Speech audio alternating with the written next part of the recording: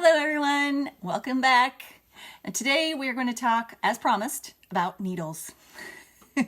Knitting needles in particular.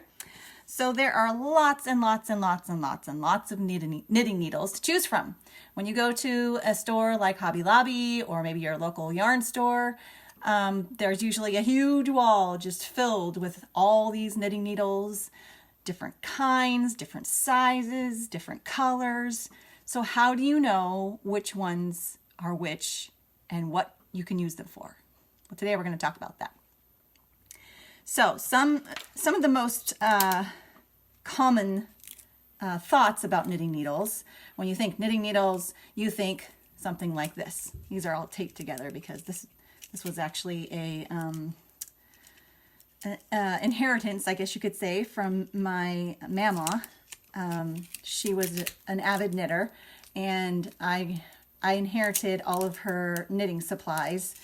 And she used straight knitting needles. These are called straight knitting needles, and I can't even get them apart because they're all duct taped together. But this is what you commonly think of when you think of a knitting needle. These long, straight, I can't even get these apart. There we go.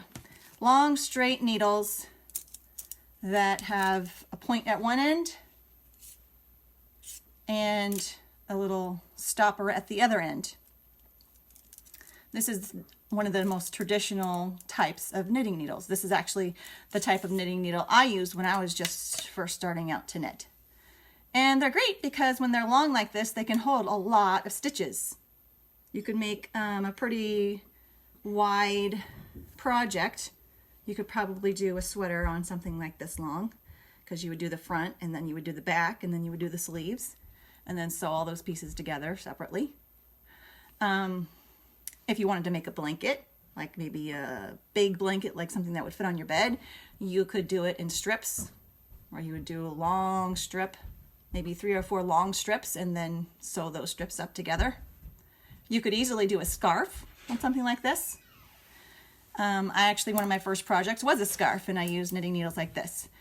Now, one point that I like to make when people are starting out learning how to knit is that sometimes long needles like this can be a little bit difficult to wield.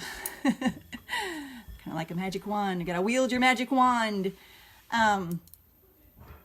But because they're so long, they often, as you're knitting, they kind of bump into things, like your elbows.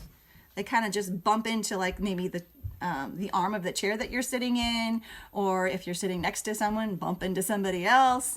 So these long knitting needles are really not my favorite for beginner knitters, just because they are so long and a little bit hard to control. So I always recommend for a new beginner knitter to find something that's a little bit shorter. Sure, you won't be able to do a big project, but when you're starting out as a beginning knitter, you're not going to be doing a big project. You'll probably start out with something small, like maybe a washcloth like this. That would easily fit on this knitting needle. Okay, or a scarf. Scarf could easily fit on something this short. Okay, so that's one thing to keep in mind when you're deciding what kind of knitting needle to start out with. Find something that's a little bit shorter to work with, because that way when you're knitting with it, it doesn't bonk into things with the end.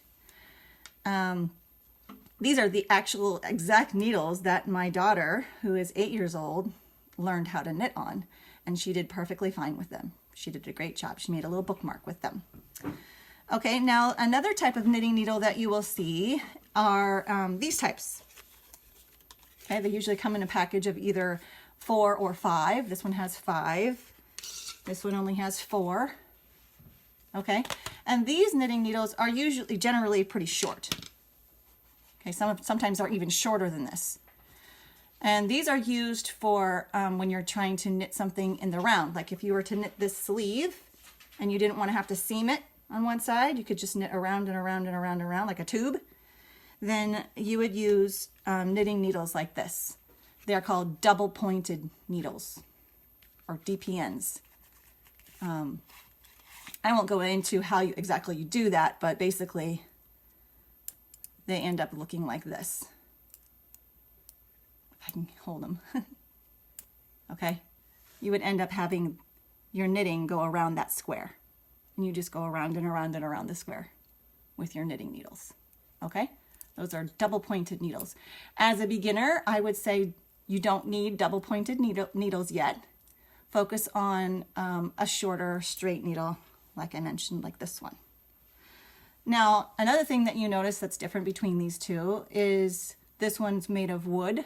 It's really light. These ones are made of metal, so they're heavy. The wooden knitting needles are great for beginners because number one, they're light, so your hands aren't going to get as tired as quickly. And number two, the wood kind of, I don't want to say catches the yarn, but it's not quite as slippery as a metal knitting needle would be. It kind of holds on to whatever yarn you're using a little bit better. And they tend to be a little bit warmer than metal, obviously. Okay, and the reason why you would sometimes use 5 is just sometimes when you have 5 needles going around, it's a little easier to handle what you're knitting in the round. And we can go into that later when I can do an episode about how to do double pointed needlework. Okay, let's see, we've done straight needles, double pointed needles. There's also a thing called circular needles. Okay, these are circulars. There's 2 ends with a point, and they're connected by a cable in between. Okay, sometimes the cables are long, like this one. Sometimes the cables are shorter, like this one. And once again, they come in all different sizes. Okay, I didn't talk about the sizes, but I will. So the shorter ones would be good for if you're making a sock or you're making a hat. You don't need such a long cable. The longer ones are for if you are making a blanket or a sweater. Super long cables are great for making a blanket that you don't have to knit in strips. You can just knit it all together and you don't have to do any type of sewing on it. Let's see. Okay, so there is a difference between these 2 circular needles. Oops, grabbed my straight needle with that one. Okay, so there's a difference between these 2 types of circular needles, other than the color. All right, so these are both wooden, but this one is a circular needle that has only one tip, and you cannot change the tip. It's fused, glued, however you want to put, welded. It's stuck to the cable. You can't change that tip.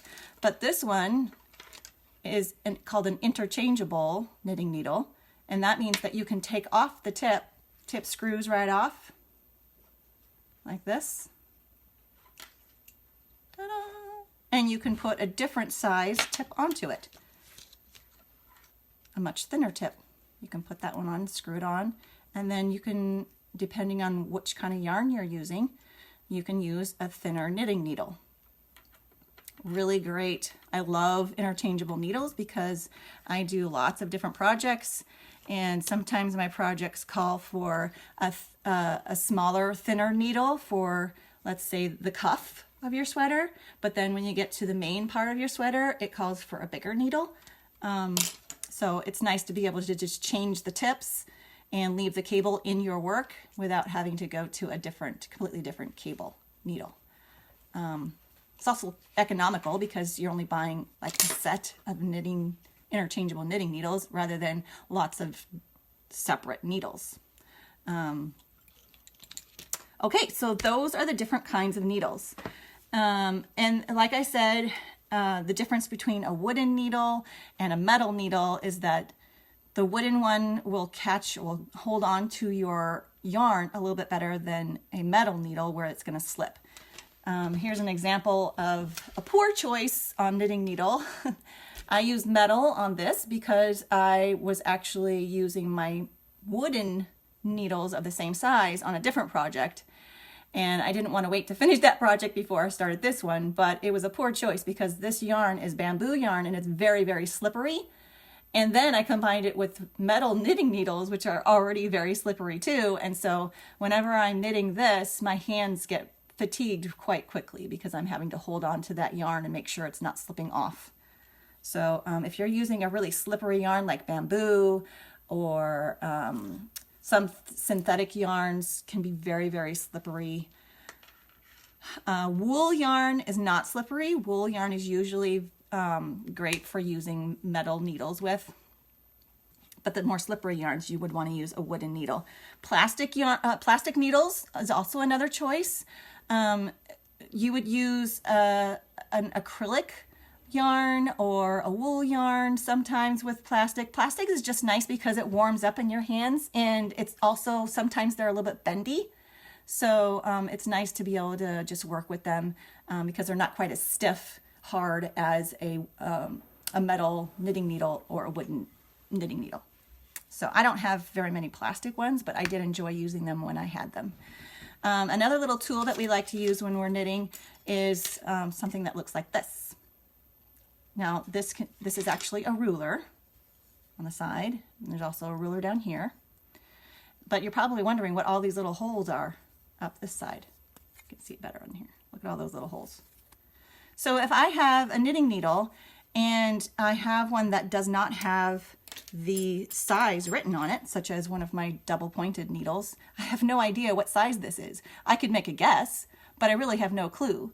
This little tool helps you figure out what size it is. So you just slip your knitting needle into the hole that it fits into. These ones are too small. Let me go this way so you can see it better. These ones are too small. And I just keep slipping it in until I get to one that I can actually move it into.